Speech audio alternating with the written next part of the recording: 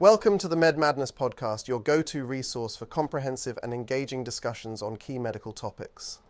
Today we're delving into the essential subject of antepartum fetal surveillance, a critical aspect of prenatal care designed to ensure the well-being of both mother and baby during pregnancy. Let's start with the Nonstress Test, or NST. This test involves external fetal heart rate monitoring for 20 to 40 minutes. The goal is to observe the fetal heart rate in response to movements. A reactive NST, which is what we hope to see, includes 2 or more accelerations within this time frame, indicating good fetal health and adequate oxygenation. However, if the test is non-reactive, showing fewer than 2 accelerations, it raises concerns about potential fetal hypoxia or acidemia, and further evaluation is required. Next, let's discuss the Biophysical Profile, or BPP.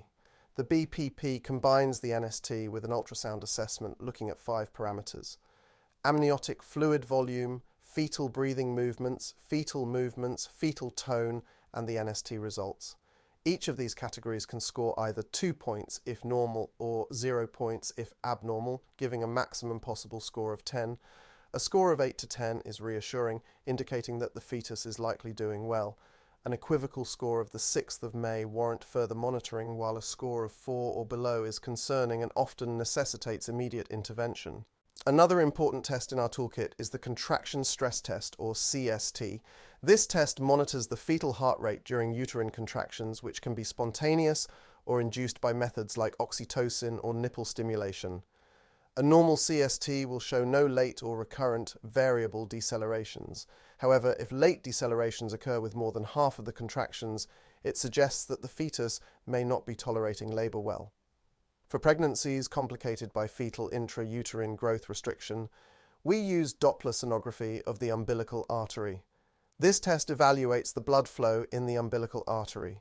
High-velocity diastolic flow is normal and reassuring, while decreased, absent, or reversed end diastolic flow can indicate significant fetal compromise. Now let's put all of this into context with a real-life case study. Meet Sarah, a 35-year-old woman at 35 weeks gestation who came in for evaluation after experiencing what she thought might be preterm pre-labor rupture of membranes, or PPPROM. Given the potential risk factors, her doctor performed an NST. Unfortunately, the result was non-reactive with fewer than 2 accelerations over 40 minutes. While this could have been due to a benign reason like a fetal sleep cycle, it also raised the possibility of fetal hypoxia or acidemia. To gather more information, Sarah underwent a biophysical profile. The BPP score came out to 8 out of 10, with the non-reactive NST being the only concerning factor. This score was reassuring, indicating that her baby was likely doing well despite the initial non-reactive NST. Sarah's case highlights the importance of comprehensive fetal surveillance. Although her initial test was concerning, the follow-up BPP provided reassurance, allowing her healthcare team to continue with routine care rather than more invasive or immediate interventions. Thank you for joining us on this episode of Med Madness. Antepartum fetal surveillance is a vital part of prenatal care, helping to ensure the health and safety of both mother and baby.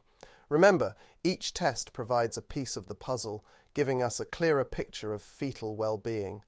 Stay tuned for our next episode, where we'll explore another key topic in maternal fetal medicine. Until then, take care and keep learning.